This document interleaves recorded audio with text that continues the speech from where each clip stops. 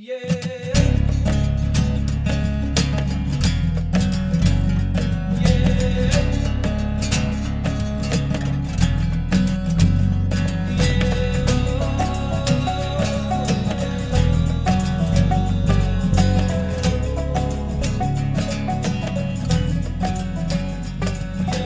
to this week's Into the Wilderness podcast. It's been hot, very hot for the last.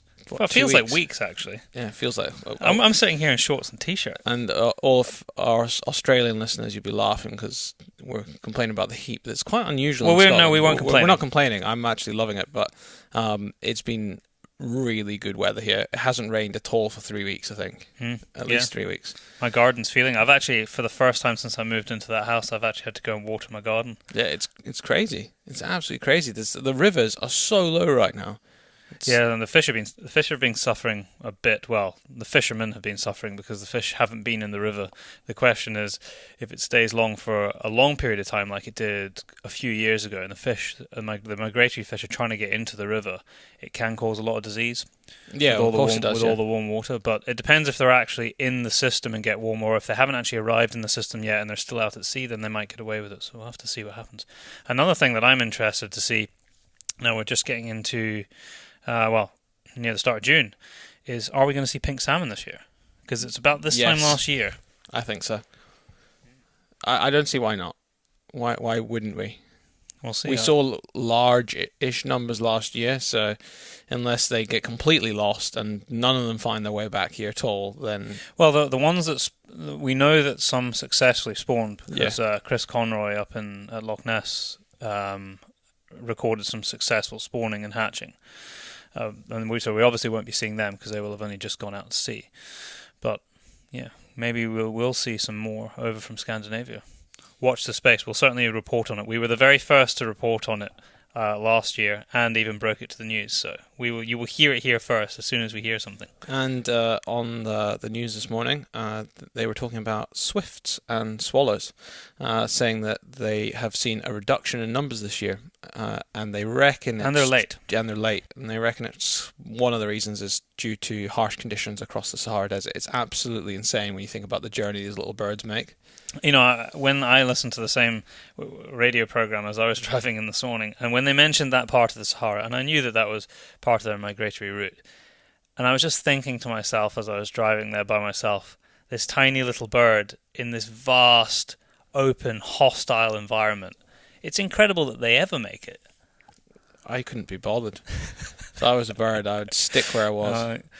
But I've been quite pleased to see them around my house. I was anticipating, I built a new garage about 6 months ago, and it's got the perfect overhang for swallow nests.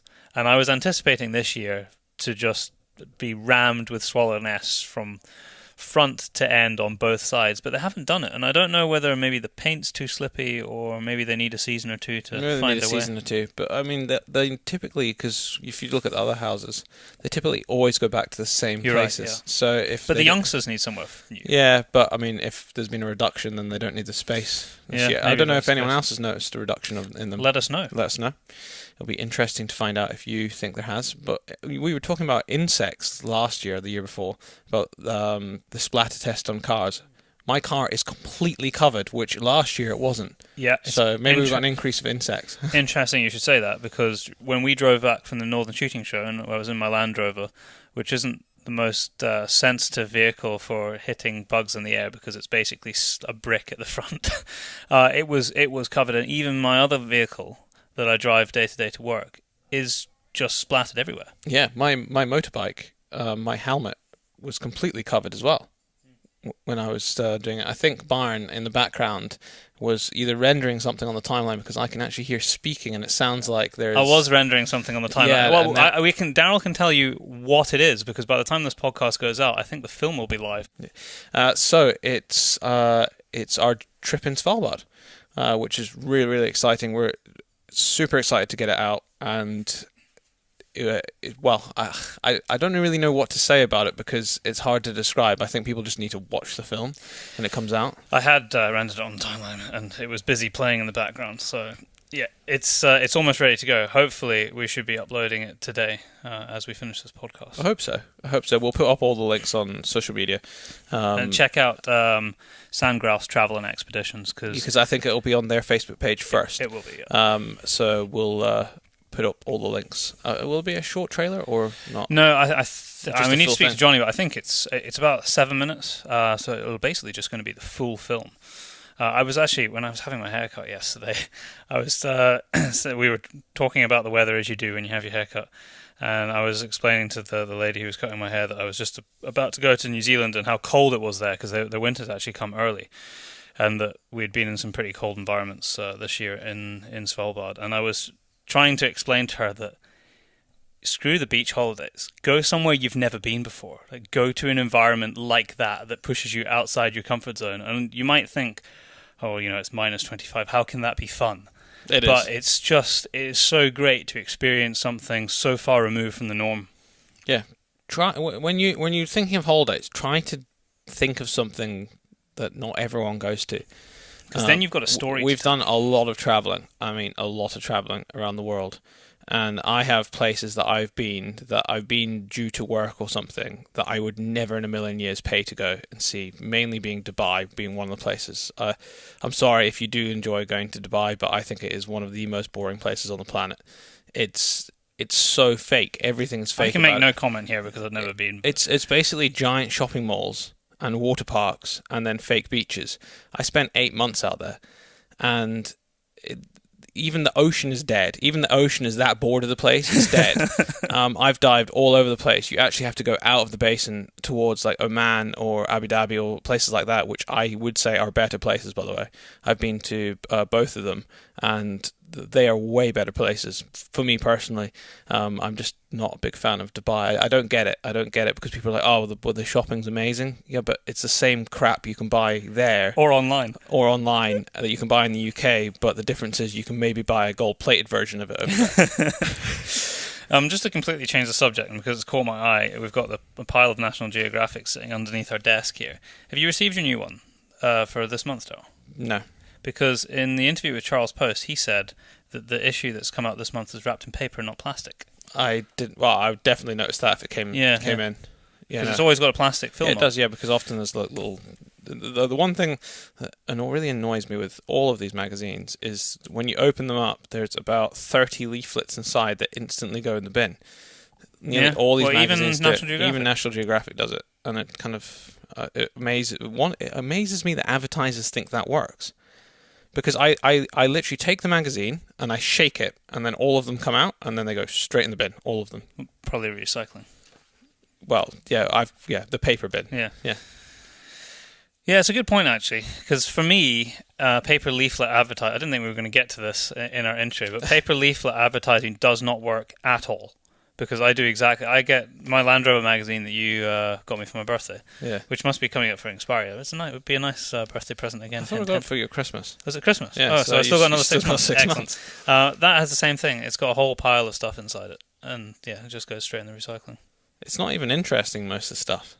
No. I used to look at it, but I don't anymore. But I'll look forward to that. And apparently Donnie Vincent is in Men's Health. I'm not sure if he's actually in the physical copy, but he was definitely... You get that too, don't you? I do get the physical copy, but I've not seen him in it at all. Maybe I don't know if it's next month's or it's an American version.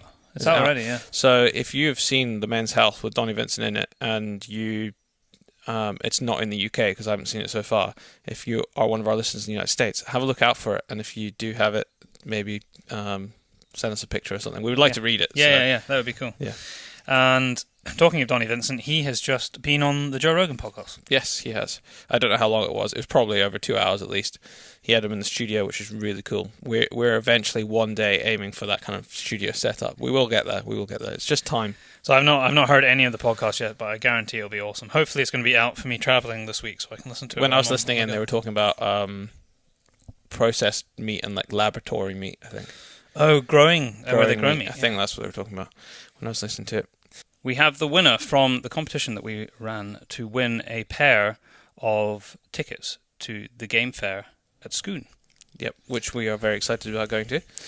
It was a Facebook and Instagram competition, but you could also email us in the podcast. I don't think we got any emails this week. Everyone must have entered over social. There was a lot of entries over social media. So randomly selected from both Facebook and Instagram is Andrea Nairn from Northumberland. And I took a note, that was actually a Facebook entry. So congratulations. There is a pair of tickets for you. All you have to do is contact us at the show. Podcast at paceproductionsuk.com. It should be in the description. And yeah, contact us and we'll square you away with some tickets. And we have another pair of tickets. It's another show. Another pair of tickets to give away. We're going to do basically a very similar thing to what we did last time. So keep an eye out on our social media. As the podcast goes out, the new competition will go out as well. So if you are not Andrea Nairn, but you still would like to win a pair of tickets, then go onto Facebook, go onto Instagram, and enter the next competition to win. Easy peasy. You might as well. It's worth a punt. But we do ask that you only enter if you can actually go to the show, because otherwise it's just a bit of a waste. And we're going to be there, so we look forward to seeing you if you're going. Update on Modern Huntsman. It is, from our understanding, we're out of stock again. We sold out in 4 days of it coming back in. We tell you got to get your orders in quickly, otherwise you have to wait longer. So we sold out within 4 days of the latest shipment coming into the UK. We've actually had to hold back a little bit of stock because we need to make sure we've got some for the game fair. And they have just finished printing more Modern Huntsmen in the US because they actually ran out in the US as well. So we should, fingers crossed, halfway through next month, I imagine, because it takes about 2 weeks to arrive, we should have more back in stock. And if you want to be in that next shipment, then put in your order now, because we already have, I would say, I've actually lost count. Yeah, there's a lot of pre-orders. We've already got a lot of pre-orders coming in, so there is a high chance by the time the next order comes in, they're already all sold out, which is what's been happening. And also, we've got quite a number of people who've asked for signed copies. So if you want that, you need to get that order in now with a note to say you want it signed, because we'll be placing that order quite soon, and we'll have to let them know what needs exactly. And everyone that's ordered a signed copy, they've all been happy to wait, because it might not come in this shipment, it might be the following shipment, so we've said 2 to 3 months, be prepared to wait, and everyone's messaged back saying, I don't mind waiting, which is nice. We have our usual competition, which we need to run this week, which is going to be to win a vintage Hornady reloading sign. I thought I'd actually run out of these, but there's actually 2 or 3 left in the loft, and it is one of the favourites of the competitions that we win. So again, we're going to run it on social. I think what I'm going to do is I'm going to just ask a question, which is, what ammo do you like to use while you're hunting? We use a lot of Hornady ammo, hence the reason we've got so much Hornady gear. I think I run it through my 6.5, I run it through my 308, I run the 75 grain stuff through my 243, which I think you can actually only get in the UK, so sorry if you're And once again, Byron has forgot to turn off his phone. So first of all, it was speakers, and now it's a phone. So yeah, but as Byron said, the Hornady reloading sign, and we have one of them up in our office. I think we've got one in both our houses. There was. I've got one on me. You know what? I think the one in the office has been nabbed and given away. I have one. Sorry about the phone, listeners. Not very professional. But I have one on my reloading bench. Oh, there you have it. So as Byron said, we'll put up a picture, and then all you need to do is put which caliber you like using? Yeah, I'll just ask a question. I mean, I'm curious to know. I think maybe, what ammo do you use? Okay, yeah. And if you, for some reason, can't be bothered entering the competition, I'd still be curious to know what ammo you're using. So feel free to write into the show or send us a message. Now, when this goes out, Byron will probably be on a plane heading to New Zealand. How long are you going for? You get back on the 20th. So like almost 3 weeks. 3 weeks, yeah. 3 weeks. I would have been joining him, but my knee is... I did a 10k walk on Saturday, and then I did a similar walk on Sunday, and I can feel it a little bit in my leg, so I don't think going up to the mountains in New Zealand would be a good idea. Probably not. So I will not be joining him. I have been to New Zealand before, so it's... You know what? I actually think it's worse, me not going, because I know what I'm missing out on. I'm a little bit apprehensive, to be honest, because I know it's going to be freaking hard where we're going. I know that Joseph Peters from Hard Yards Hunting, who I'm going to be filming, is like a mountain goat and absolutely nails. And I haven't really put any of this stuff up on social, but I've actually been training for the last 3 months. I've dropped a shed load of weight, but I haven't been able to do, in an ideal world, I'd stick a backpack on and I'd walk into the hills for 3-4 hours a day, but you just can't do it when you're trying to work and run a business and do stuff for just domestic things. So I've had to do a combination of running sort of short runs up mountains, swimming, and gym work. And a week ago, I pinged something in the back of my calf, so that's kind of put me back this week. And 2 days ago, when I was working on my Land Rover, I popped something in my chest, which has been rather painful ever since. So I'm just going to have to man up and toughen through it. But it's going to be good. The closest experience I have is the one with Daryl in Norway 2 years ago. It is like that.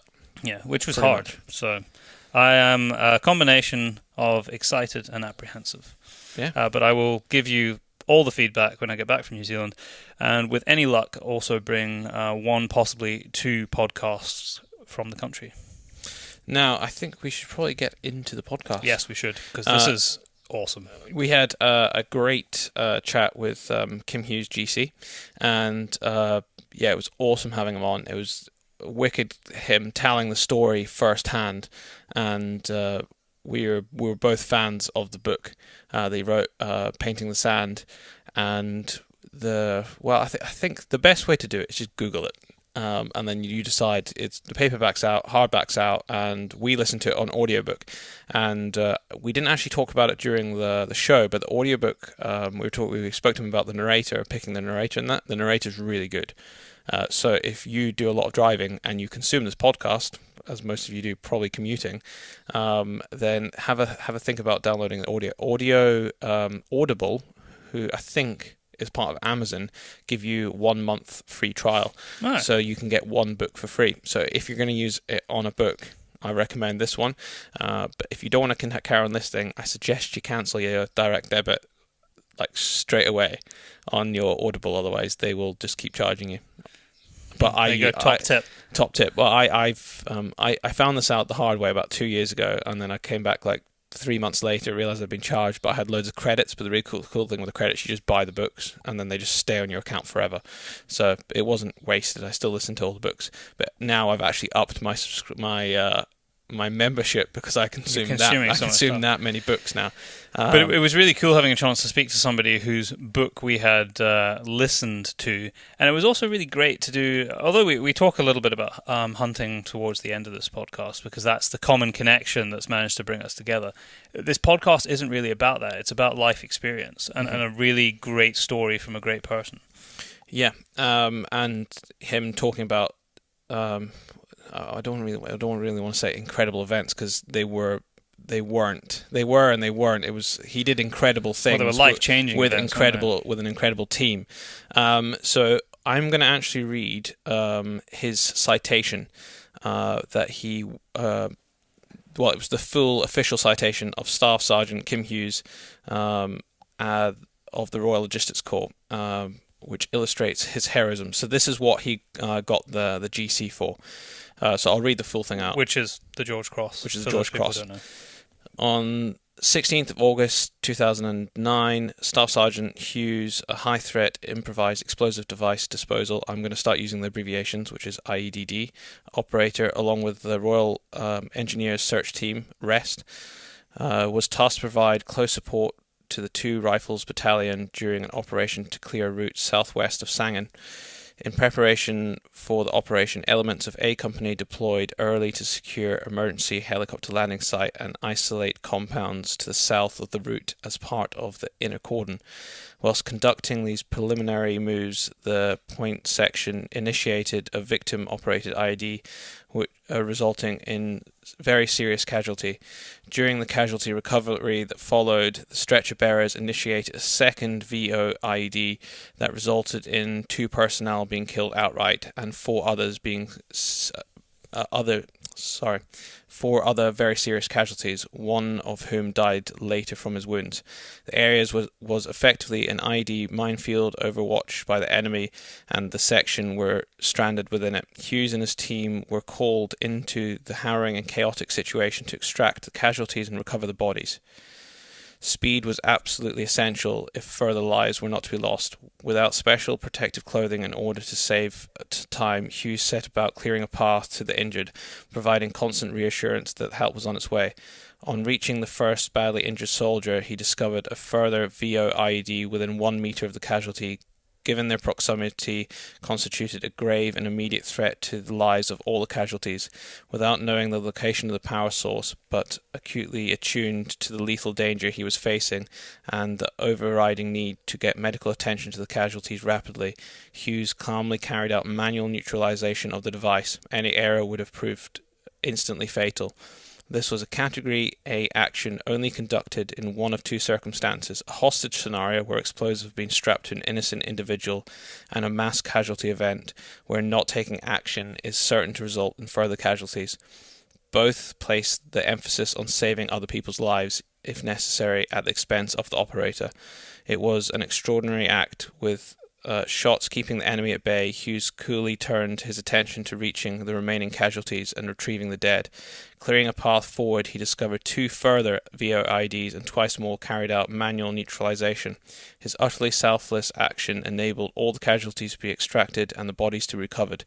Even at this stage, Hughes' task was not finished. The Royal Engineers search team had detected a further 4 VO IDs in the immediate area, and stoically, like he had on 80 other occasions in the last 5 months, he set about disposing of them too. Dealing with any form of ID is dangerous. To deal with 7 VO IDs linked in a single circuit in a mass casualty scenario using manual neutralization techniques once, never mind 3 times, is the single most outstanding act of explosive ordnance disposal ever recorded in Afghanistan. That he did it without the security of specialist protective clothing serves even more to demonstrate his outstanding gallantry. Hughes is unequivocally deserving of the highest level of public recognition. Apologies for the few blunders throughout. It was quite a long thing. There you go. An impressive story which you're about to hear firsthand from the man himself. You are, and that's why we encourage you to read the book, because it goes into a lot of detail. But that was the citation. I believe it was in the London Gazette that was read out. So enjoy the show. Kim, welcome to the Into the Wilderness podcast. Thank you very much for coming on, and you're probably a very busy man. And also, it's lovely outside, so Friday afternoons is probably not for sitting on a podcast, but probably being outside with a beer. But it was very strange how we kind of got in contact with you, because we finished your book a few months ago now, wasn't it, Byron? Yeah. We actually, well, for me, it probably was about a month ago, but you finished it before me. We almost did it in one car journey, the entire book, listening to it, which is quite impressive. I actually sat in the driveway one day and finished the book for about 30 minutes in the drive, just to finish it off. And when we mentioned it on the podcast, then John from Blackwell's contacted us saying, incidentally, he knew you, and that's how we got put in touch, which is very grateful for that. Sure. Now, I think we'll start by talking about your book, because your paperbacks just come out last week, was it? Yeah, it came out Thursday last week. First of all, let's go back a little bit in time and talk about the motivations, because we'll go into the book in a second, but your motivations and getting into the army to begin with, because it wasn't the easiest ride to start with. No, not at all. I mean, I was brought up in a place called Shropshire in Telford. I had a pretty crappy upbringing, to be brutally honest. You know, I had an abusive stepfather. I struggled at school, and I was actually a forces child. My father and my stepfather were both in the forces, so I kind of bounced around a lot, and so that's all I really knew. So obviously, leaving school with no sort of education whatsoever, the army kind of was my escape from all of that. You first joined the army, but then you dropped out. How long did you actually were you in for, your first time round? Yeah, not very long at all. I did the whole. I joined at 17, I think it was, and then I only got halfway through my basic training before I was kind of homesick, really, and I actually had a girlfriend at the time, so there was that little bit of pressure there. And then got out. Funnily enough, broke up with her 2 weeks later after I'd left the army, and yeah, and then I kind of bounced around for a year, not really knowing what to do with myself, and realizing that actually I missed the kind of discipline and the camaraderie of being in the armed forces. So I subsequently rejoined. Do you think you were just too young? It was just too early for you at that stage? Yeah, potentially, and not really knowing what I wanted to do in the army as well. It kind of it was a bit of a weird one for me. As I said, I had nothing really going for me back at home. But when I joined the army, I actually missed my mum, I missed my mates, girlfriend at the time, and yeah, probably I literally stepped from my last day at school straight into the Army Careers Office. And then it kind of all unfolded from there. But again, rejoining the army a year later, and it subsequently worked for me the second time around. There'll be a lot of people in a kind of similar situation to that, or at the very least getting through school, maybe not enjoying it that much, and really having no kind of idea what they want to do with themselves.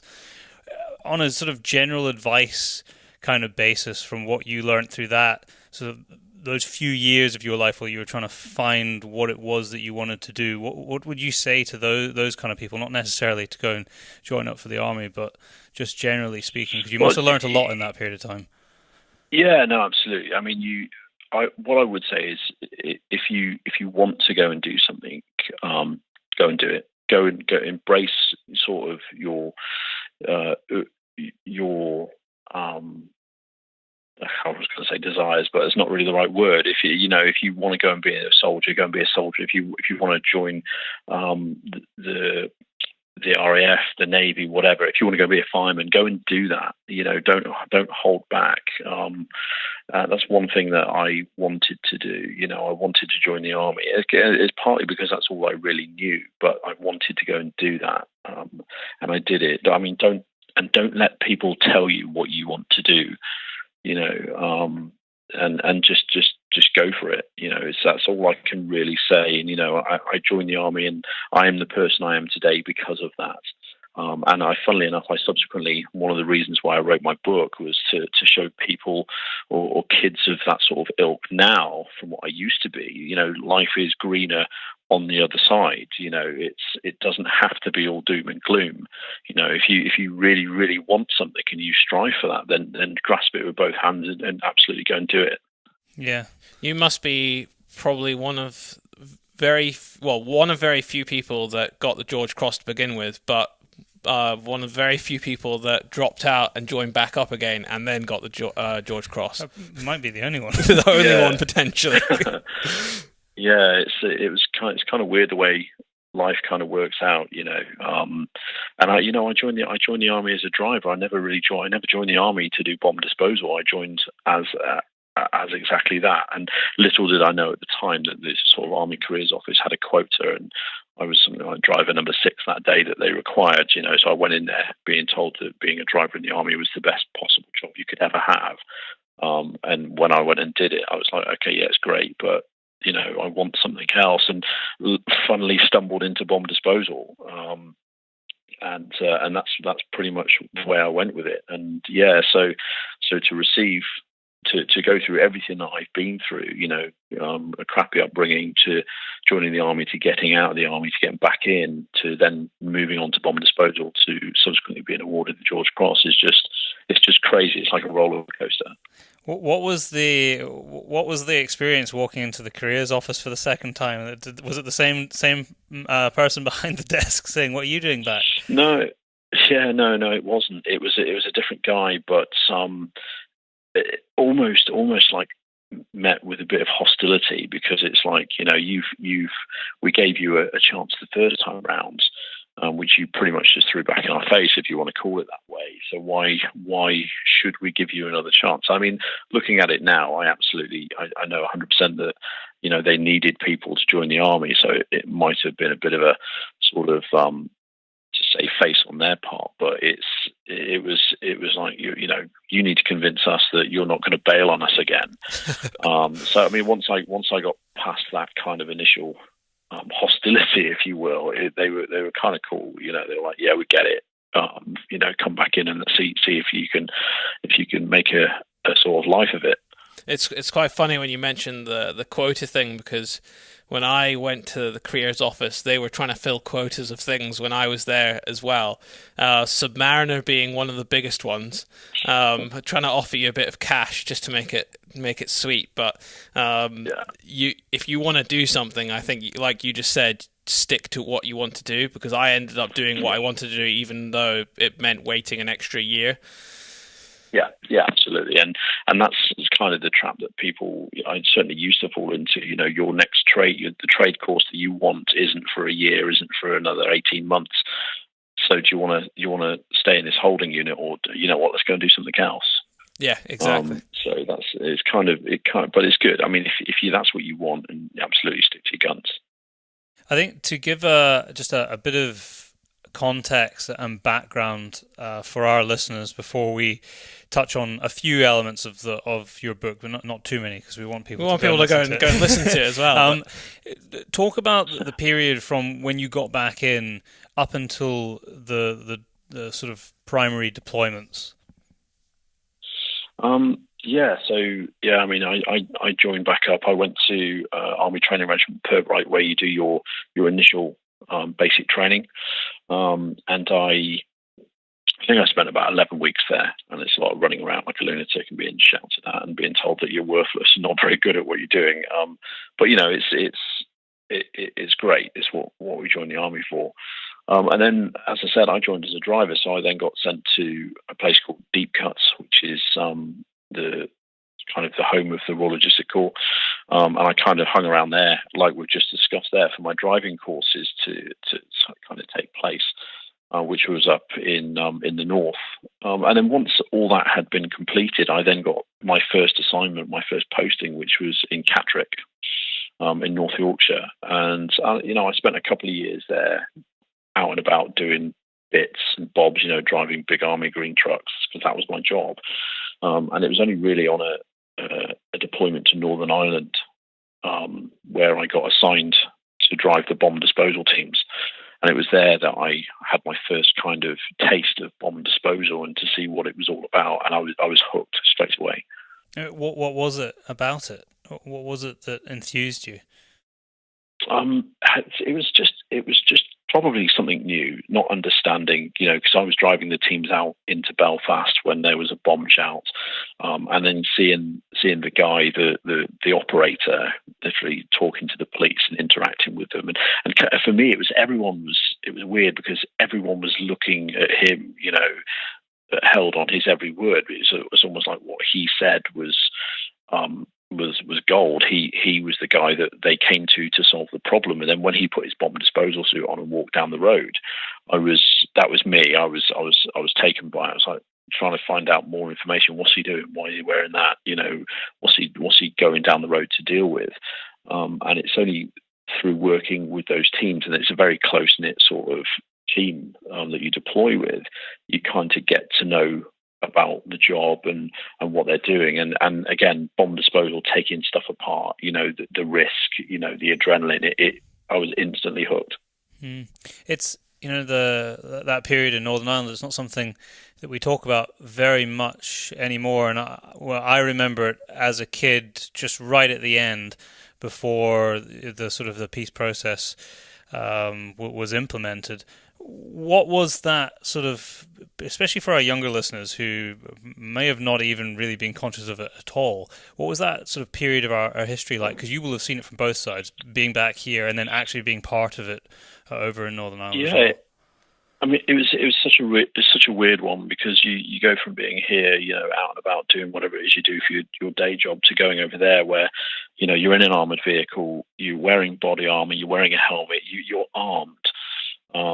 And my first real taste of deployment. Going out on the streets, as I said, in Belfast, being armed with a rifle and a pistol. Worrying about people wanting to kill you.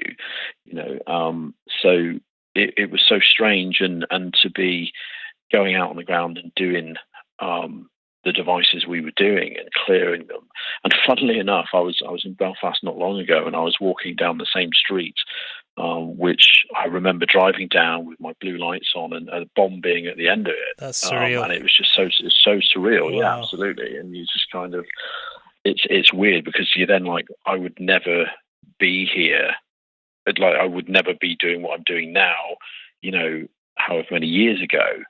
Back in 1999, I wouldn't be in a pair of jeans and a shirt. I'd be in combat body armor, helmet with a rifle. Like a parallel life almost. So, yeah, absolutely. So strange. And what was from Northern Ireland, when that finished for you? What was the next thing that you moved on to? I came back from Northern Ireland and I retraded. So I then retraded to what is known as an ammunition technician. So that's what the trade we are, to go into bomb disposal. And that's pretty much, you learn everything there is to know about ammo, from bullets to bombs to missile systems to mortars, etc., and you learn everything there is to know about that. And that's before you get onto the bomb disposal part. And then I've been then posted. I retrained, and then bounced around the place. I spent a lot of time in Germany, and then subsequently, when you progress through the ranks, you then go and do your bomb disposal courses. And in between all of that, I did 2 tours of Bosnia. I went to Iraq. Just bounced. I went back to Northern Ireland a number of times as well. So it's kind of cool, and it's basically just trying to learn your trade and get the experience under your belt, and being as good at it as you possibly can be, which is kind of important when you're in when you're in bomb disposal. Yeah, but funnily enough, I didn't. I talk about it in the book. I didn't actually do much bomb disposal in the first few years of me retrading. I wanted to do that. I wanted to be that guy, and subsequently, I got sent to Germany as my first assignment as an ammunition technician. To be told, in Germany we don't do any bomb disposal because the Germans do it all. If there's anything on a camp, we do it, but everything outside the wire belongs to the Germans. So we're like, oh great. So I kind of spent 3 years there treading water. I mean, I came back to the UK every now and again to cover duties so that I could get some experience under my belt, but I didn't actually do that much. And funnily enough, it was only when I came back to the UK to stand in for guys that were going on leave or courses or whatever, that's where my initial experience was gained. In your book, you explain about how explosives work and the makeup of IEDs and so on. How did you decide what level you needed to go to? Because, I mean, it can be as complicated as you want, or it can be as basic as you want to explain it. How did you decide what kind of level you went in at? Well, the thing is, when I decided to write the book, and I was working through the chapters and trying to get the point across. Obviously, I talk about bomb disposal and etc. And the devices I was dealing with in Afghanistan. But I kind of realised that some people might not understand the process of how a device is made, how explosives work, why explosives do what they do. So it was as the chapter says, in layman's terms. It was the very, very basics so that people understand, when I talk about a detonator, what a detonator is. When I talk about a main charge, I'm talking about the main explosive content of the device.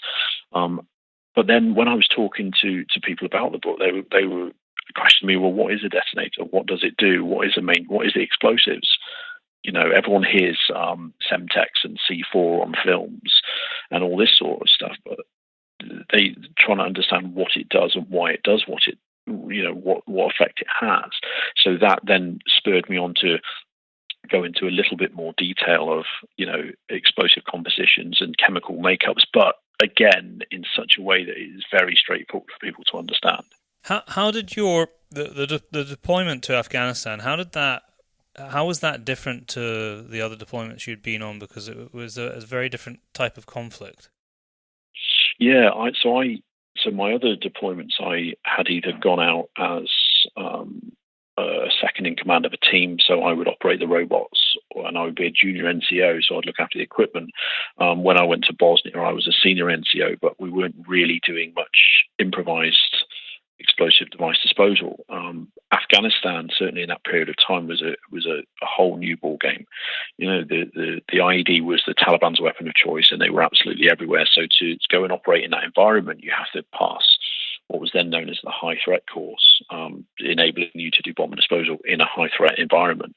So the course itself is extremely difficult. As you can imagine, they're not going to lower the standards, because that's when it all goes wrong. But so I subsequently passed that course and then went out to Afghanistan, where everything you've learned on your course, which is of a gold standard, you know, so you utilize a robot, you wear a bomb disposal, so you have a truck with an extremely complex array of equipment, to going out to Afghanistan to be told that's your body armor, that's your helmet, that's all you've got, get out there and do it. Because we were flying everywhere we went, we didn't have the beauty of a vehicle. We couldn't carry around with us a 50-kilogram, you know, Kevlar bomb disposal suit or a robot, because everywhere we went, we flew, and you carried what you could carry to sustain yourself on the battlefield. And it was very, very different environment to operate in, not to mention, you know, the heat, people are trying to kill you, you're getting shot at whilst you're doing bombs, etc., etc. Your first couple of days there, what was sort of running through your head once you were actually out on the ground and in the heat of the moment, as it were? I remember wanting to ensure I did a good job. And again, it's such a surreal moment. You know, in training, you do so many devices. And if you get it wrong, you know, someone will tap you on the shoulder to say, don't do that, you're being too heavy-handed, you know, this would have killed you, etc., etc. Well, now you're being, and if you do something wrong at training, yeah, you're like, so what? But actually now you're in an environment where if you do something wrong, you'll be turned to red mist in a fraction of a second, and you're not going to know about it. You know, so it's crazy, and you kind of need to be methodical. You kind of need. I remember my first bomb; it took me forever. It took me so long because I didn't want to mess up, and I didn't want to get it wrong, and I didn't want to disappoint people. So it took me forever. And obviously, throughout my tour, I got a lot quicker at doing stuff. I got a lot more confident. But yeah, it's such a different ball game to what we train to. Kim, for people who, which is the vast majority of us, including me, who would have, apart from the fact that I've listened to your book, so I do have a kind of an idea from how you explained it, but the actual disarming of an IED, just talk us through that experience and what you're actually doing, so people can paint a picture in their mind, because you were doing a lot of it. I guess start with how you are locating them to begin with, because you're working with a search team out there, and yes. in some occasions it was obviously other people that found it, but you had a search team with you. So there was two elements to my team. There was the bomb disposal element, which consisted of me and a couple of other guys. So my second in command operated our equipment, my electronic countermeasures guy, and then my close protection guy, so like my bodyguard who looked out for me when I was, you know, messing around with devices. And then my other element to the team was my search team. So as you quite rightly said there, you know, we would either get called to something that has already been found, or my search team would be searching an area of ground, and they would subsequently find something for me to deal with. Now, once that device has been found, or whatever it has been found, you know, it was very difficult to sort of cordon and evacuate as you would in the UK in somewhere like Afghanistan, because you just don't have the manpower to control that sort of area. But inevitably what I would have done is I would have had my metal detector with me, and I would have gone down the road on my own to the device, searching as I went. And even though that area had already been cleared, by default, everywhere I walked, I had a metal detector in front of me to ensure that I wasn't going to stand on something, whether it had been missed or whatever. It's just kind of the drills that we did.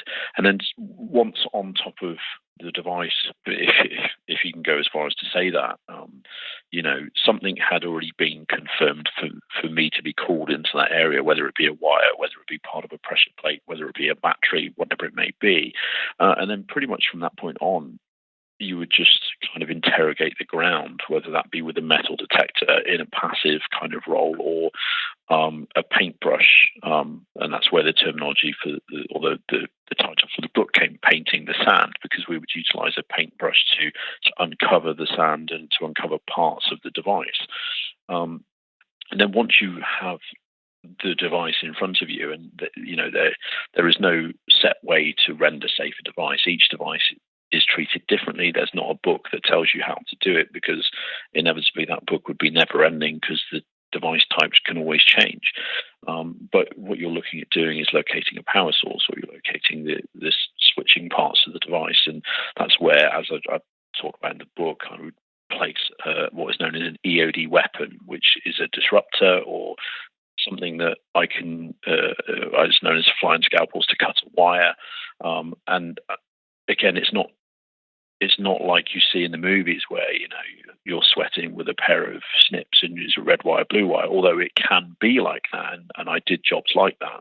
But inevitably we would render the device safe at a distance, so that if something was to go wrong, everyone's at a safe distance. So if I wanted to cut a wire, I would place a weapon system to enable me to cut that wire, and then I would dress back 100 meters, 50 meters, wherever it may be, and cut that wire remotely. And the same thing is if I wanted to pull an element or the whole device out of the ground, I wouldn't do it by hand, because I would set myself up for a fall, because the Taliban were very good at watching what we did. So if I was to pull something out of the ground by hand, tomorrow there would be another device attached to that first device.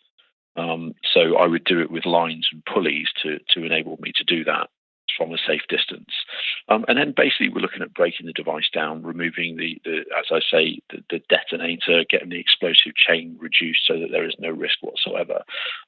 In kind of a nutshell, there is obviously drills and skills that we do that enable us not to be targeted, and bits of equipment that we use. But the actual bomb disposal part, it can be relatively quick, but it's having the ability, and it's not just about the bomb disposal part, it's having the ability to read the situation, to read the environment, to know why the device is actually there, as opposed to just going down the road and pulling it out. You need to be sure that you're not setting yourself up, or someone inevitably has set you up for a fail by their actions that they've conducted previously.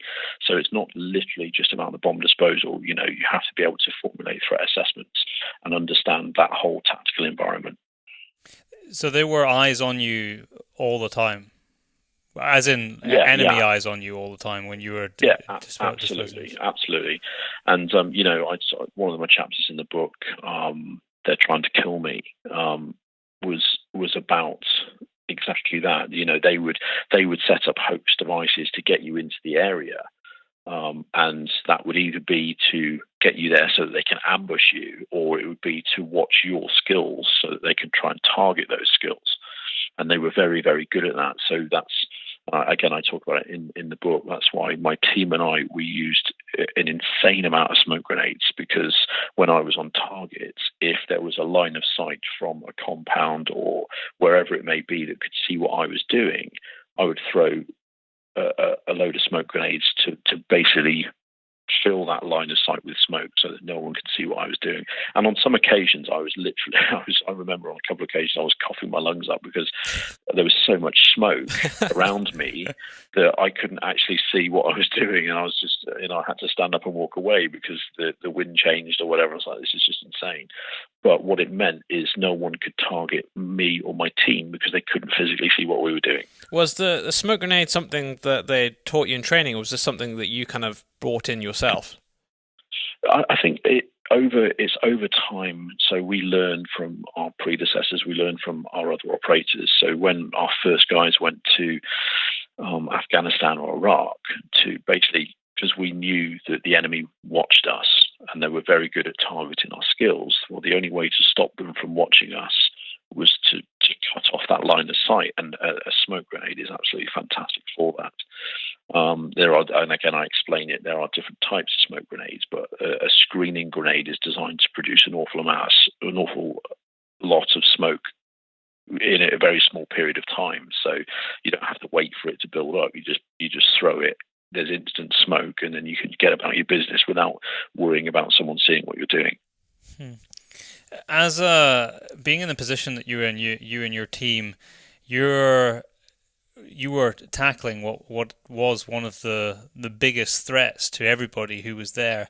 I imagine that you had a lot of friends everywhere very quickly whenever you arrived in a new place.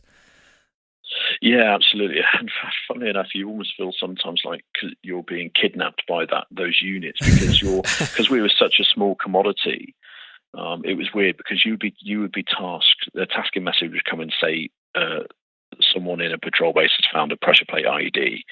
As soon as that patrol base knew that they were getting a bomb disposal team, they would go out and reconfirm other IEDs that they had marked and avoided, so that when you land, so you would take off in your helicopter knowing that you're going to deal with one. By the time you'd landed, they had gone out, reconfirmed 3, 4, 5, 6 more, and put a cordon in, so you would land being told, actually, now you've got to clear 6. Because then that allows our troops to have freedom of movement in their area.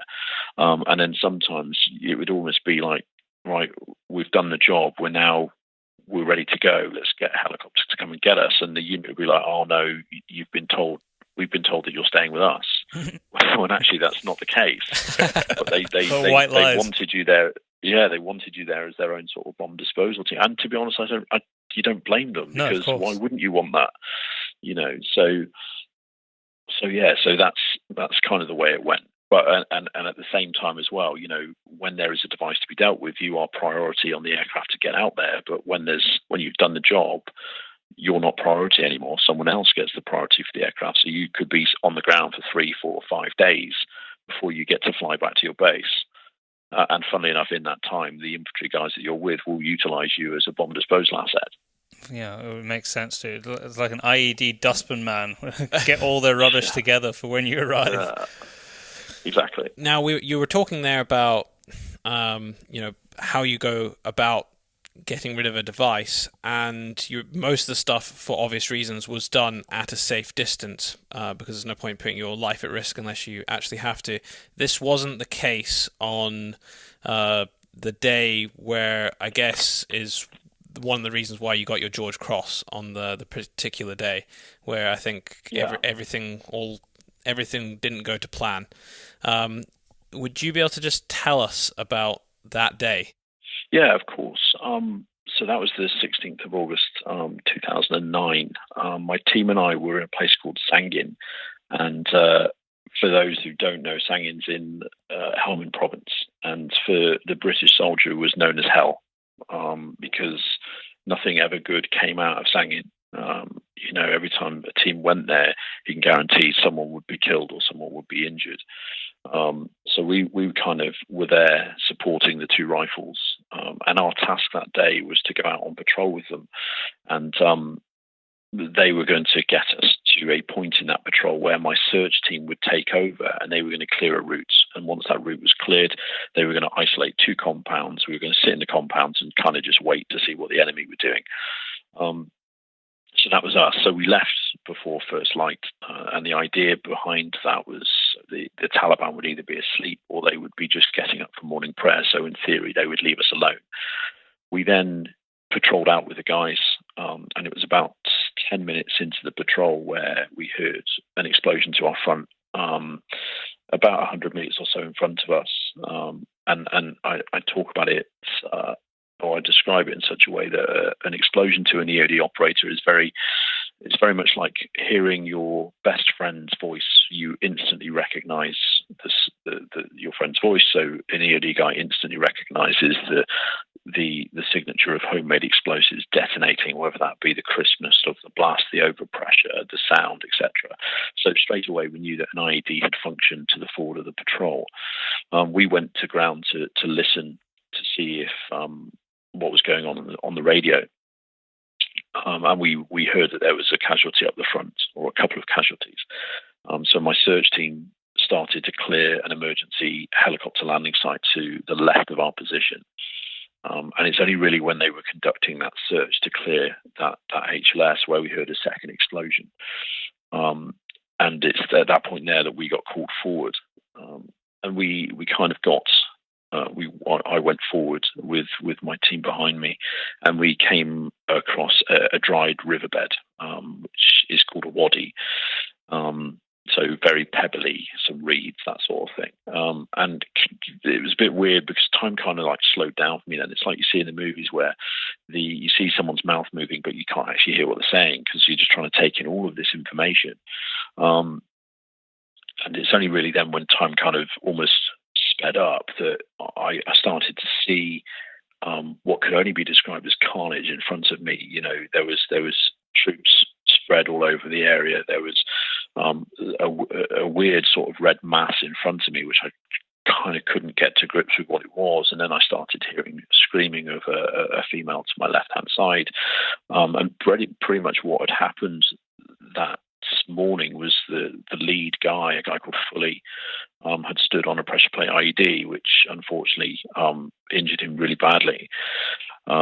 The female medics started applying first aid, and they put him onto a stretcher. And it was at that point there where one of the stretcher bearers stood on a second IED, which unfortunately killed both of the stretcher bearers outright. The medic was thrown 20 meters to the left-hand side, and Fully, who had already been blown up once at this point, had been blown up a second time, and he got thrown off the stretcher and was subsequently the red mass that I saw in front of me. And a number of other guys were injured with blast and fragmentation injuries, but nothing too crazy. And that was pretty much the scene that we'd come across. But what inevitably had happened is the guys had walked into an IED minefield. And these things were everywhere. And my searchers, and they did such a fantastic job that day, basically set about clearing safe lanes to the casualties to enable the medic that was with us to give first aid. And it's only really during that process that we started finding more IEDs. And there was an IED next to the medic that was injured. She was really badly, the lower part of her body was badly injured. The legs, one of her legs was hanging off, and, she was in quite a bad way. So it's then where my team started finding, as I said, that's what my searchers were for, that, they're subject matter experts in search. It's their job to find IEDs, and they did a fantastic job of doing so. And then it was my job to obviously go forward and make an assessment. And unfortunately, because the devices were in the way of basically being able to extract the casualties, and basically there was, by not doing anything to those devices there and then, there was a grave and immediate threat to the life of everyone around them, including the casualties. They kind of needed to be dealt with. And that's when the whole sort of red wire, blue wire, if you will, comes into play. You've got a device in front of you. You need to make a number of cuts in the circuit or whatever it is you need to do to render that device safer. And that's pretty much how that task unraveled. And we found an additional 7 devices in and around the casualties that morning, 5 of which had to be dealt with there and then because they were hindering the evacuation.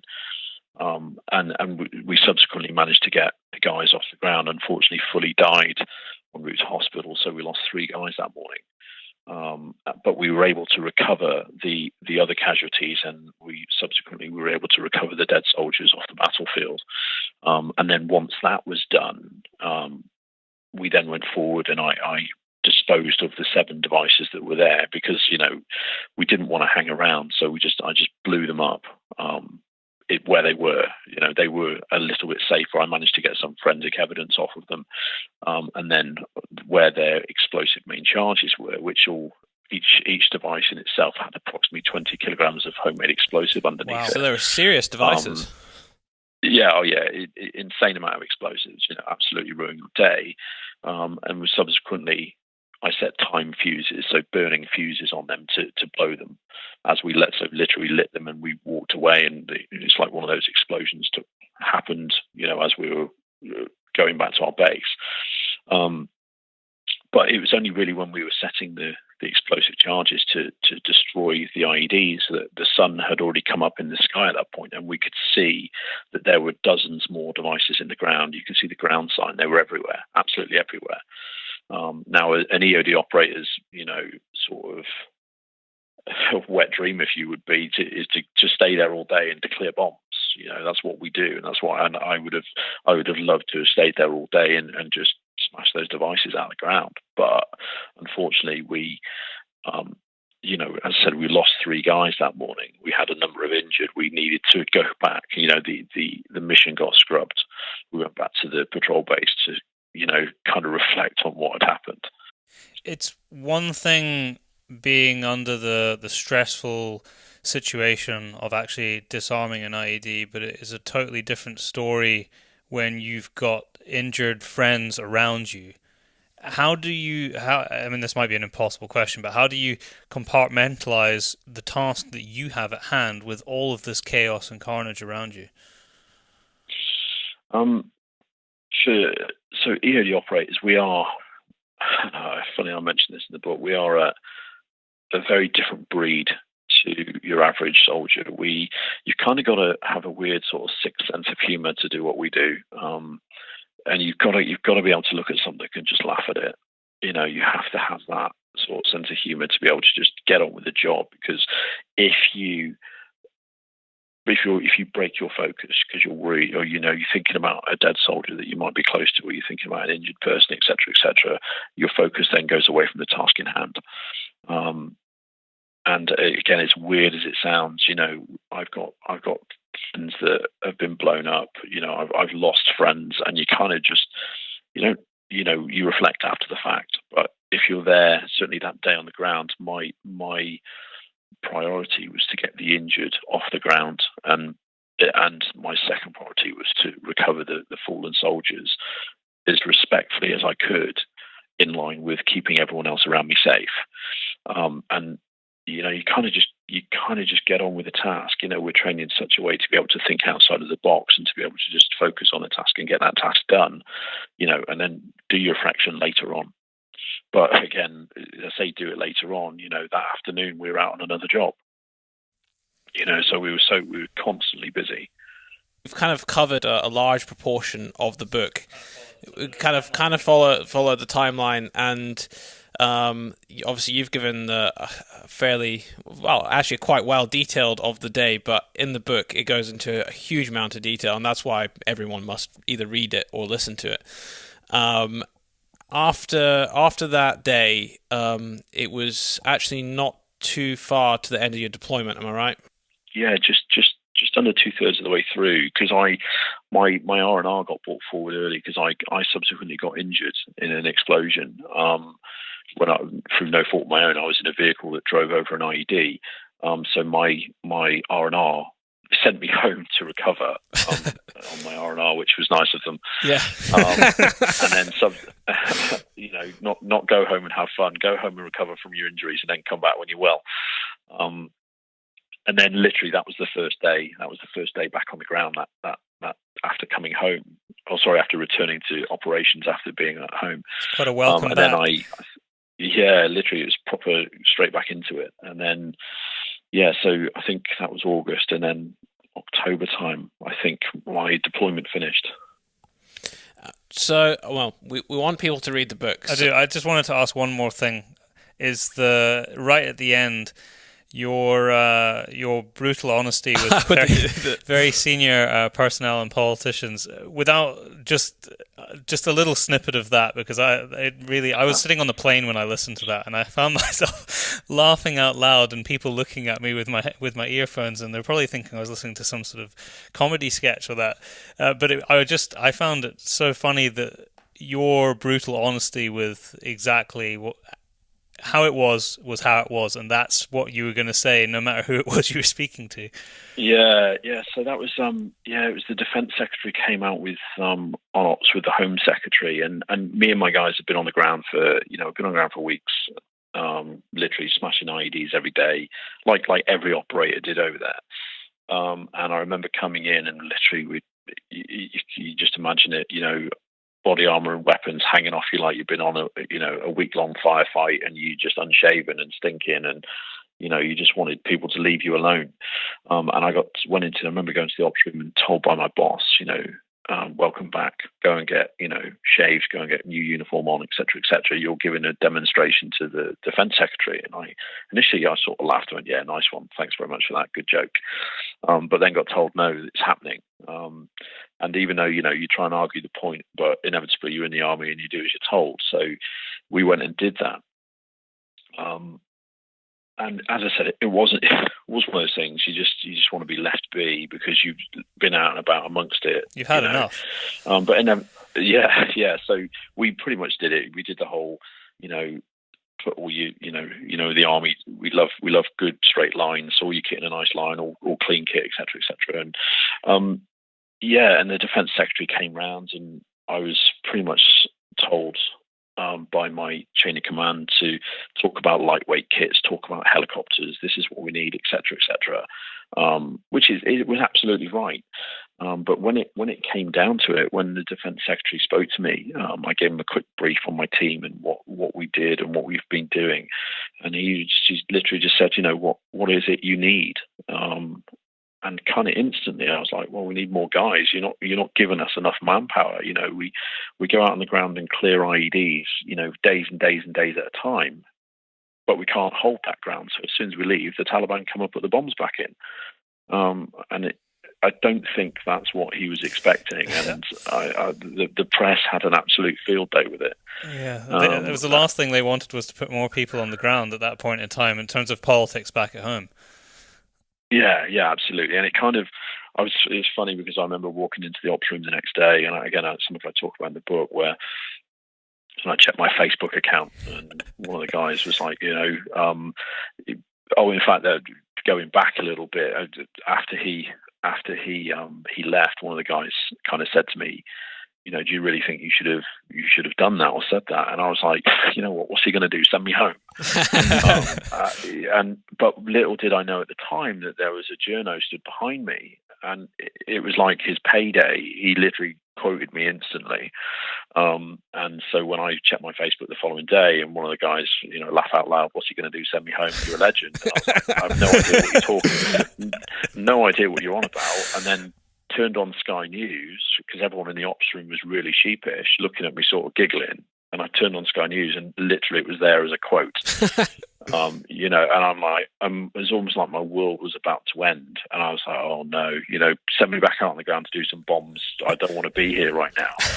But funnily enough, the army, the chain of command in Afghanistan at the time was like, if he shouldn't have asked the soldier the truth, or a question, if he didn't want the truth, sorry. So I've been out on the ground for however many weeks at a time to be asked a question, and he got the answer that he got, and to be honest, it wasn't disrespectful, it wasn't anything like that at all, and it was just like, okay, it was a very honest conversation, which subsequently got kind of blown out of proportion a little bit in the media, and everyone kind of laughed off. But it was good, and it made for a really good chapter in the book. Yeah, it did. Yeah. But like you said, it was the truth. You'd been on the ground and you'd seen what was needed. And the very end of the book, it was kind of evident when you write about the Taliban unfortunately planting IEDs on the training ground. Yeah, it was very unfortunate. They managed, because the training area at that period of time was outside of the wire of Camp Bastion, and unfortunately the Taliban managed to sneak in under the hours of darkness and plant an IED on one of our ranges. So when you obviously come into theatre and you go onto the range, one of the first things you do is re-zero your weapon. And unfortunately, the guys were on the range, and a soldier stood on an IED, and it was just it was quite bad, and it was far from ideal. Yeah. Now, moving slightly away from your book, because obviously we want people to actually listen to it. In fact, I've got a question. The audio book, how did you get to decide who narrated it? Because the narration was very good. Yeah, no. So initially, when we did the kind of the contract and the deal on that, they they wanted me to narrate, and I was like, to be honest, again, do you not read the book? I struggle to read at the best of times, and to read my own book as well. And it was like, no, and then it was backwards and forwards. Okay, well, I do the dialogue part of the book, where someone else reads it, and inevitably they went to a chap, and he was absolutely fantastic, and he did. He did such a good job, and he spoke really, really good. And we probably spent an hour, probably 2 hours, just going through like acronyms and stuff. So he said it, he said the right things, how they're said properly in army terminology and all this sort of. So he had a really good understanding of it. And then he smashed it out of the park. He did extremely well. What's the uptake been like? Because it's only been out not really that long in the grand scheme of things. Yeah, I mean it's been so crazy. It's done extremely well. I was very fortunate that my publisher has an office in Australia. So when I was over there on holiday, I popped in and did some media bits with them, and I did an awful lot of media in the UK for the hardback, and then I must have done about 30 radio interviews live in Australia from the UK. So it was either extremely late nights or extremely early mornings over here. So, and I did so much, and it became a Sunday Times bestseller in the first couple of weeks, and subsequently it was within the top 5 in Australia. So it then became an international bestseller. That's crazy.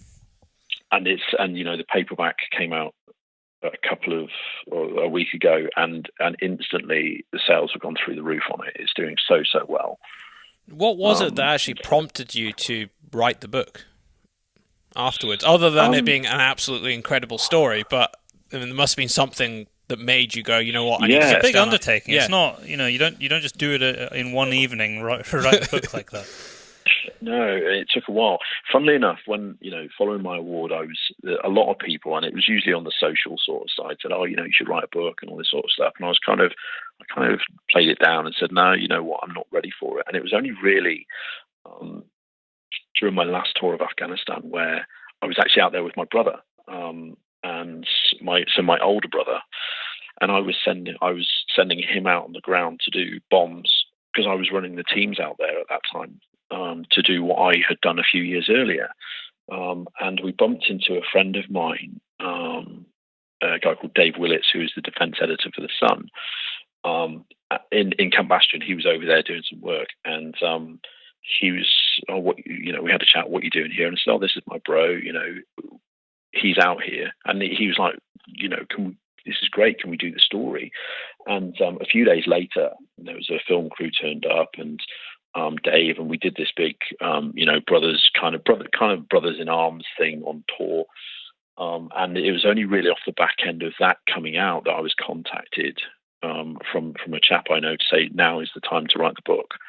And so we had a couple of meetings with the publishers and agents, and et cetera. And it fell out like that. And that's pretty much how it went. And it was literally, it was crazy. It went from me being on tour to coming back to the UK, and obviously because I'm still serving, the MOD had to sign off on it and all this sort of thing, which they were absolutely fantastic on.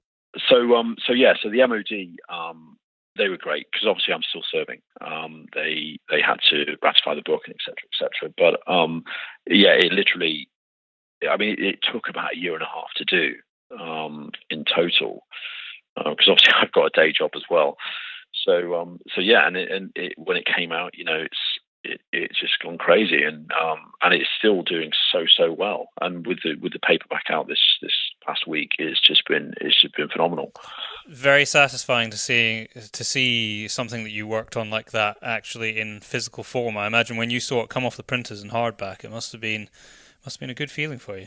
Now we're going to have to get a hardback copy signed. I think. Of course.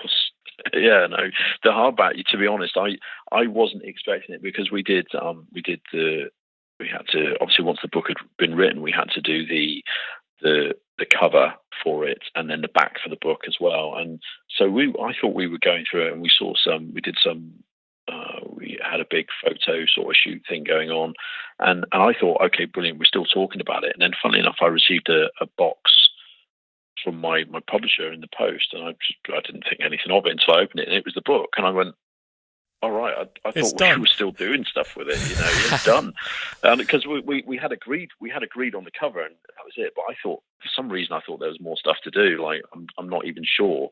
But then I remember sitting down and instantly feeling knackered. Yeah, that was one thing I remember. I was just knackered straight away because, it's a year and a half of writing. And it's all be done, and I was like, it's just crazy. It's a very personal thing as well, big emotional drain. Because me and Byron were actually talking before. We both listened and read to a lot of military books. Not a huge amount of them actually go into quite a lot of the detail of the start of life when you're growing up and so on. Often they start at a few weeks before deployment, and then a little bit after. But very few go into the kind of details that yours do go into. Yeah, absolutely. And to be honest, I think it surprised a lot of people as well, because, I told people when I decided it is what I was going to do, people thought it was going to be bombs and bullets and, running down the road with a pair of snips in your mouth and, cutting wires and all this sort of stuff. And they were very surprised when they read it, when actually that's not what it is at all. It's about my life as struggling as a kid in school and moving on, and it sort of flows that sort of chronological piece, and it kind of worked really well. But yeah, it's extremely difficult to be able to sort of put together all your thoughts and remember stuff. And I remember going through all my old reports, etc. And it's quite a difficult process. It's a very personal process. I mean, I'm now moving. I've moved into fiction, or I'm moving into fiction, and it's so the process is so different, so different, because you're not having to think about how you felt and the smell of the ground after the explosion and the environment, and talking about it in intimate detail to trying to make sure every point is as it would be. It's two completely different dynamics. I think anybody who has read it or is going to read it or listen to it will take some form of inspiration from your story in life, and the actual stories that you told, what is possible if you put your mind to it. And from that, I want to ask you about the receiving the George Cross and that process. When did you find out about it? What is the process like? Because what an incredible achievement and acknowledgement of what you did. Because not many people that can say ever that they got one, so it's an achievement and a half. Yeah, it was weird, really, because I remember being called into my adjutant's office because I was teaching at our bomb disposal school at that point, and he was being really sheepish, and he was like, he'd come up with some sort of elaborate story that I'd been invited to go to London for a party, and I was allowed to take 5 of my family, and I was like, or 5 family and friends. I was like, okay, yeah, cool. Have you got any details on it? Because it was a post Afghanistan tour party, and I was like, oh, it sounds great. Yeah, let's do it. And I was asking all these questions, and his answers just weren't sort of adding up. And I was like, so what? Why are you not telling me what I want to know? And he kind of broke, and he went, right, you've been nominated for an award. I was like, all right, yeah, great. What? I didn't think it was a medal. I don't know what I thought it was. And then he's kind of, it was weird, because he kind of stood up from his desk and sort of pushed his monitor from his computer around and walked out of the office, and so that he had no part in telling me. And it didn't say what the award was; it just said nominated for a level 1 award. And I was like, I'm still none the wiser of what this is. And then until I went back up to my work, and I sort of asked the guys, and they were like, well, we don't know. So we sort of looked at it, and it was the Victoria Cross or George Cross, both level 1 awards. And I was like, no, that can't be it. And then subsequently, the thing in London was the announcement post the London Gazette edition to say you've been awarded it. So it was like a ceremony at the Honourable Artillery Company in London. So this was before my investiture with the Queen, and this was just to announce it. And it was myself and a friend of mine, Olaf Schmidt, who got his posthumously because he unfortunately lost his life. So his wife was there to get the citation, and then once you've got that and it had been announced, then you get a really nice letter from the palace saying congratulations. And it's really weird actually because it's level award. Congratulations. When would you like to meet the Queen? And they were asking me, and that's amazing. And they get as opposed to and as I think the process normally is if you get an award, they say right, you can come to the investitures on this date. Please be there. But they gave me a number of dates and a number of locations. Obviously not. I choose. I want to meet the Queen on a Saturday afternoon. It was no. Obviously, these are a number of dates where the Queen is going to be at the palace. She's going to be wherever. Which one would you like to attend? And I was like, Jesus, And then subsequently went, and we had I took my my mum and my brother and my brother's wife. And we had a fantastic day. We went to the palace. The Queen was absolutely fantastic. She was so clued up. She's very knowledgeable and absolutely very well informed. And then we had an afternoon and a night in London, and it was amazing. Oh, fantastic! What an experience! Well deserved award as well. No, sorry. Did you have another question? I was going to ask: has it opened up any doors? You're getting bookings at restaurants a bit easier, things like that. No, I mean, it has absolutely changed my life with regards to having this award, having the post normals after your name doesn't necessarily open up restaurants, but I some of the social engagements I go to, I would never have been to if I hadn't been awarded the George Cross. And I am so grateful, and it is such an honour to be given that award. And I wear that award on behalf of my team because it was a team effort that day. It's not just about one guy, but it has, and it's given. By having that award gave me the ability to write my book. It's given me the ability to go out and do what I want to do, potentially write some more books, etc., etc. So I'm very extremely grateful, and it has. I go do some cool stuff. That is great. How long have you got left in the army? So I've done 21 years this October. I've got my 22-year point, which is our normal career point, is next year. But I've got the ability to stay in if I want to, and I'm kind of in that sort of bit at the moment where I'm trying to make the decision what my next step is going to be. Do I stay in the army? Do I commission and become an officer, or do I leave at 22 years and go and write books or whatever it may be, and that's kind of all just go and shoot. I would absolutely love that. Get out at 22 years and go and manage an estate somewhere. I think that for me would be amazing. That brings us very nicely on to actually the connection from the very start of the podcast, which was that it was John at Blackwell's Gunsmiths that got us in contact with you because you were in to go and buy or order a hunting rifle, I think. So some people might think that after being in the military, especially having done the number of tours that you've done around gunfire and gunfighting and just those kind of scenarios all the time, you might not want to pick up a gun. That might be the sort of person on the street. They might think that. Why would you want to go and pick up a gun again for recreational purposes? Yeah, I mean, some people are like that. I know friends that, have absolutely no interest in guns, no interest in shooting whatsoever. I mean, I've always been interested in shooting.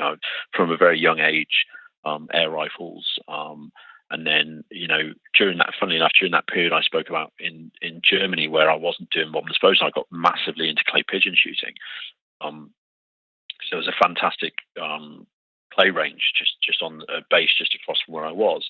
And slowly from that, I then came back to when I got posted to a bomb disposal school, in Kyneton in Warwickshire, the vermin on the training area. I remember being out, trying to dig in an IED for my students to come and deal with, and there was just rabbit holes and you know and all that sort of stuff everywhere. And I was like, you know, someone needs to do something about this. And one of my friends actually was into shooting, and he said, well, let's do the vermin control here. And that's how I kind of got into it.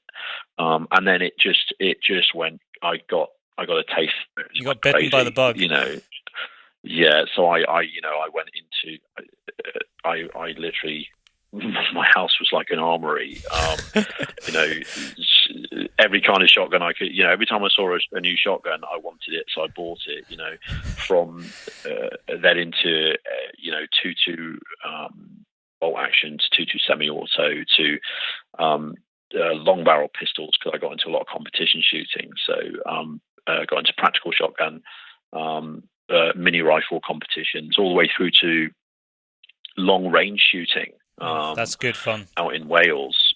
Yeah, it's so much fun. You know, I go to a place called Orion in Wales. And I know. We have a right laugh. I've shot there before. Yeah, it's really, really good. Really good. And then I subsequently got into deer management as well. So I kind of did my DSE 1, my DSE 2, got into defence deer management, and then subsequently into helping manage other estates in and around where I am, and that's kind of where I've kind of progressed. I always go through phases of, I buy a gun, I'm never going to sell that because it's the best gun in the world, and then I see something else I want, so I sell the first gun I got. And it kind of brought me into the whole ordering my new gun. So John, and what? Tell me about that. I actually didn't get around to asking John what it was that you'd ordered. So I've always been fascinated by the single shot break barrel, always.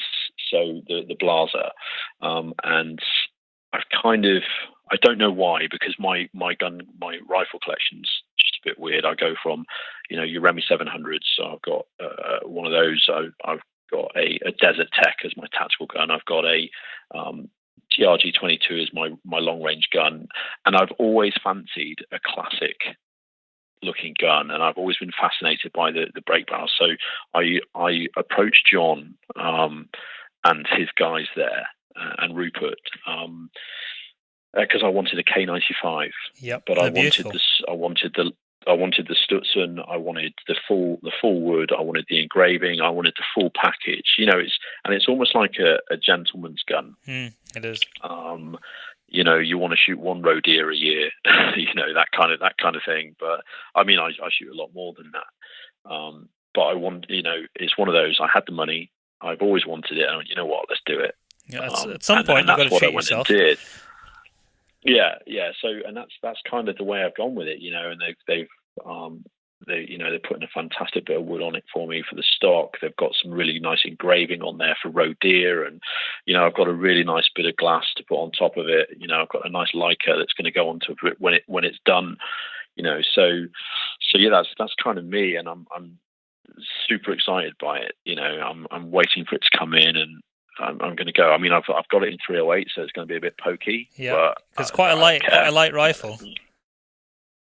Yeah, absolutely. And to be honest, it's been one of these, because I've never been able to see one and hold it. I've always seen it in pictures, and I've sort of read reviews, and I've seen that. But it was the shooting show. It was this year. Oh, Tim Pilbeam did one, didn't he? That I finally got my hands on one. I went. Actually, the one I looked at was the light version. It wasn't the Stutzen. So I was like, well, that's quite light, that. So I want to push a 308 through that, and it's going to sting a little bit, but I don't care.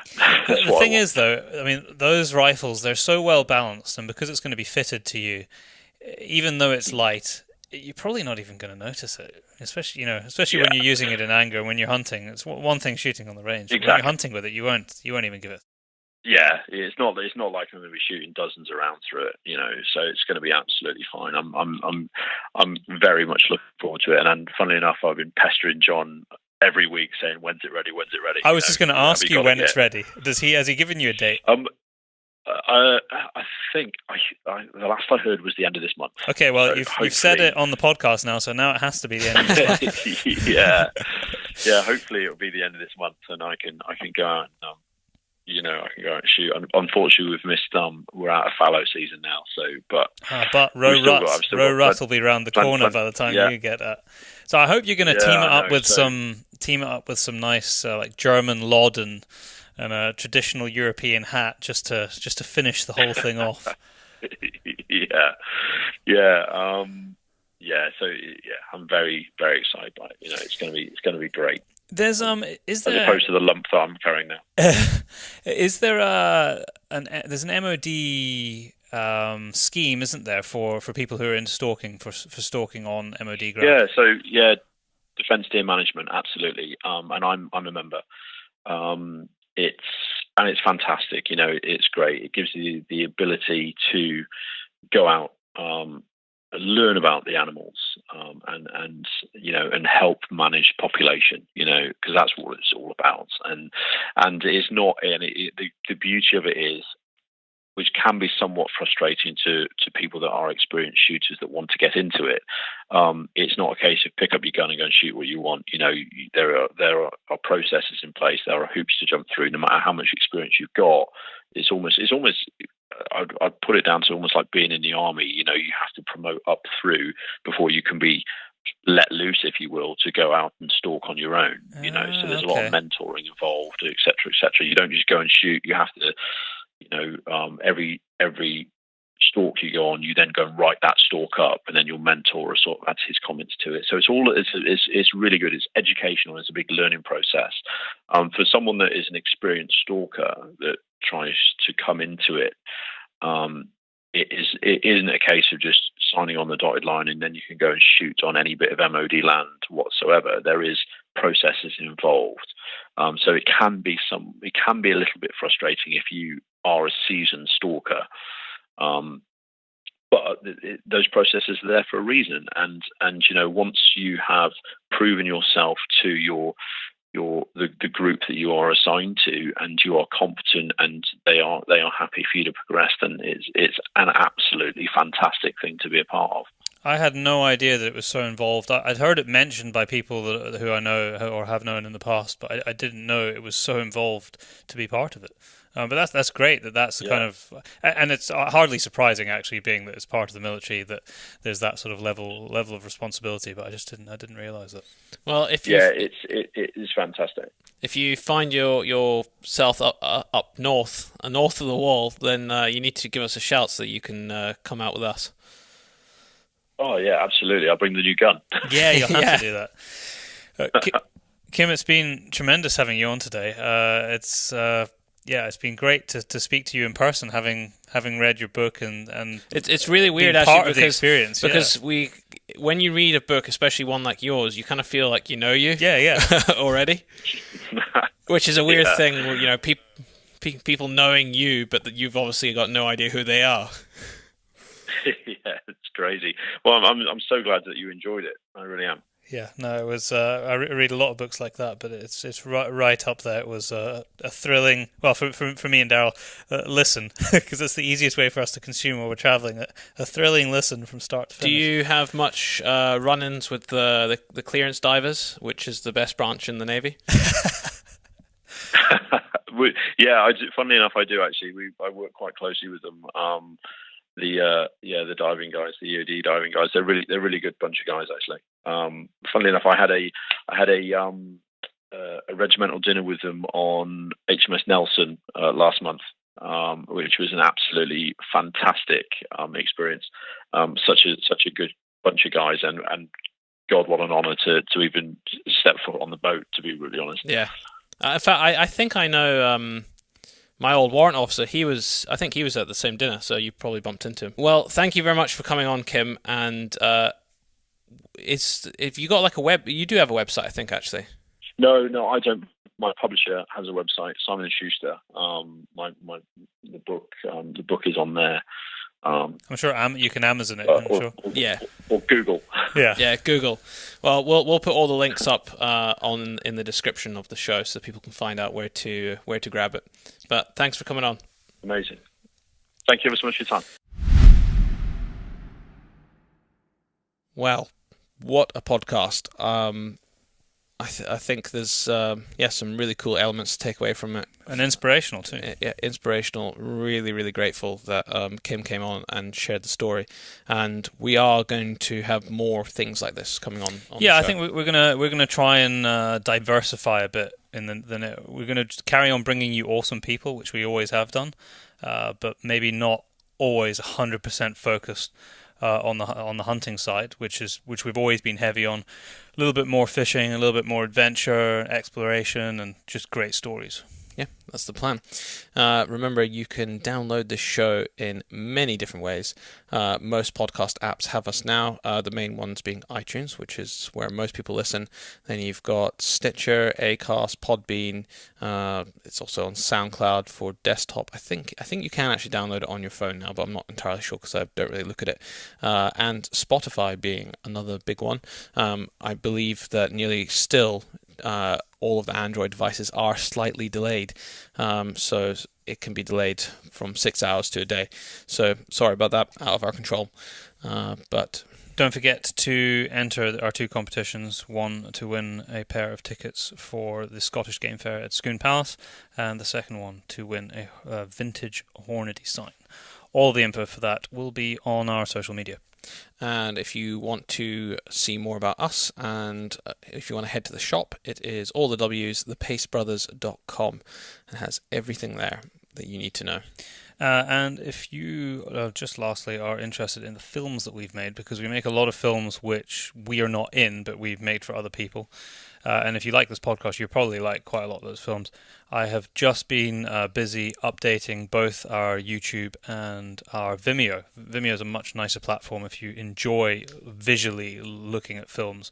So there's a lot of new films on there of work that we've done for various people. And literally, as this podcast goes out, there will be a new film out on YouTube if you go to our Pace Productions YouTube channel and have a look for the latest film, which is In Search of Science, which is a film made on an estate not very far from where our office is, and it's all about the research, essentially, of waders and predation.